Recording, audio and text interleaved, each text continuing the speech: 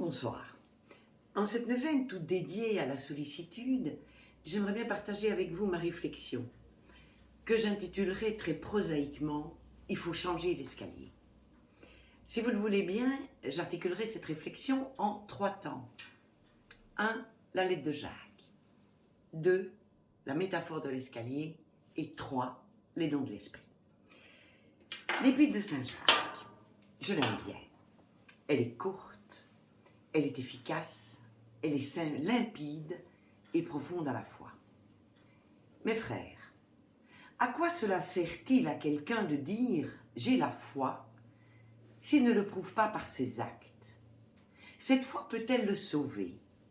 Supposez qu'un frère ou une sœur n'ait pas de quoi se vêtir, ni de quoi manger chaque jour. Au revoir, portez-vous bien, habillez-vous chaudement et mangez à votre faim. À quoi cela sert-il que vous leur disiez cela si vous ne leur donnez pas ce qui est nécessaire pour vivre? Il en est ainsi de la foi. Si elle ne se manifeste pas par des actes, elle n'est qu'une chose morte. Voilà qui est dit, avec netteté, avec fermeté. Si je ne fais pas quelque chose pour que l'autre non seulement survive, mais vive, ma foi est inutile. C'est une chose, et pire encore, dira Jacques, elle est morte, elle est bonne à jeter. Pour vous, pour moi, la charité, c'est un mot que je n'aime guère, je lui préfère celui de justice.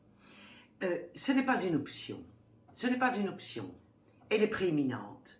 Et Jacques, en effet, a poursuivi en disant « Montre-moi comment ta foi peut exister sans acte. Quant à moi, je te prouverai ma foi par mes actes. » À ce terme, je pense que le décor est planté. Il faut qu'on s'y mette, vous et moi, on n'a pas le choix.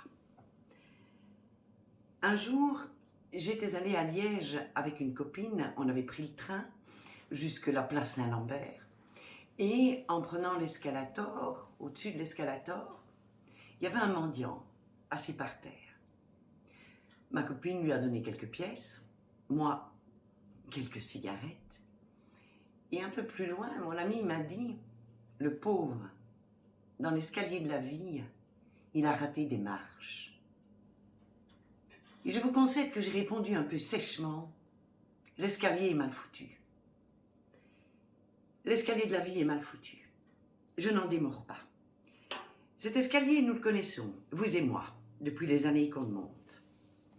C'est un escalier à vis, c'est-à-dire un escalier en colimaçon. Et si vous le regardez bien, d'un côté, les marches sont profondes, accessibles. De l'autre côté, près de l'axe, c'est une autre affaire. Alors soyons de bon compte, vous et moi, on est plutôt nés du bon côté de l'escalier. Pensez-vous qu'on peut se dédouaner en disant, à propos des autres, qui sont à l'autre extrémité, c'est pas de chance, c'est pas de chance. Et tout cela sans l'avoir mérité d'aucune manière.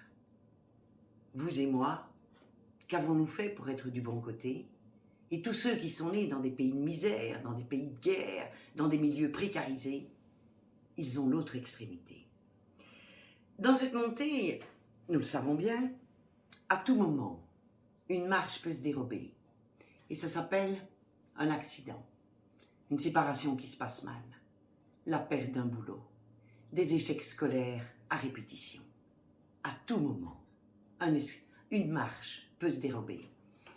Et devant cet escalier, je me pose la question, ils sont où les paliers pour arrêter la dégringolade? Elles sont où les mains courantes pour pouvoir se rattraper? Ce n'est pas fini. Dans l'escalier du monde, il y a foule, on se presse. Il y en a qui, place, au plus haut, au plus vite, il faut que je passe. Tant pis pour les autres, tant pis pour la bousculade éventuelle, il faut que j'arrive au-dessus. Des gens comme cela, vous et moi, nous en connaissons. On en a même fait un classement, un catalogue. C'est le classement Forbes des personnes les plus fortunées du monde. Il y a ceux qui tracent, et puis il y a les précautionneux. Je vous dirais, on n'est jamais trop... On ne fait jamais trop attention, parce que l'escalier est dangereux, ça c'est vrai.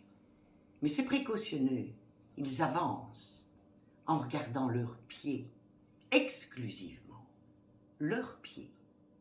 Ceux-là, vous en connaissez, moi aussi. Et enfin, je ne suis pas dans les papiers de Dieu. Je ne sais même pas s'il en a d'ailleurs. Mais je lis les évangiles. Je lis la lettre de Jacques. Et là, je vois ce qui se dessine. Ce n'est pas un escalier en colimaçon. C'est un escalier droit, avec des marches d'égale profondeur d'un côté et de l'autre. Des marches accessibles pour tous. Un escalier avec des paliers pour pouvoir souffler, des paliers pour arrêter les dégringolades, et avec, de part et d'autre, du début jusqu'à la fin, des mains courantes. Je dirais plutôt, j'aime mieux ce mot-là, des mains secourantes. Et à ce terme, je repense à mon frère qui était assis par terre à Liège. Je ne sais pas s'il a raté des marches, mais je sais que l'escalier est mal foutu. Et ça, non seulement je n'en démords pas, mais je ne m'y résigne pas. Et il nous faut donc, puisque nous avons lu Jacques, il nous faut donc nous mettre à l'ouvrage. Et pas seulement pour rattraper ceux qui tombent, mais pour redresser l'escalier, pour voir où ça coince, parce que c'est une affaire non pas de survie, mais de vie pour tous. Et ce n'est pas une mince affaire, je vous le concède. Ça, c'était la métaphore de l'escalier. Les dons de l'esprit. Les dons de l'esprit. Là, je me réfère à Isaïe, au chapitre 11, quand il annonce l'arrivée du Messie, l'arrivée d'un nouveau David. Un rameau sort du vieux tronc de Jessé, un rejeton pousse de ses racines. L'Esprit du Seigneur est sans cesse avec lui, l'Esprit qui donne sagesse et discernement, aptitude à décider et vaillance, l'Esprit qui fait connaître le Seigneur et enseigne à l'honorer. Honorer le Seigneur sera tout son plaisir, il ne jugera pas selon les apparences, il ne décidera rien d'après les racontars, mais il rendra justice aux défavorisés, il sera juste pour les pauvres du pays. La notion des dons de l'esprit, elle a été développée magnifiquement, je pense, par saint Thomas d'Aquin. Je n'en parlerai pas, ça excède mes compétences. Mais en tout cas,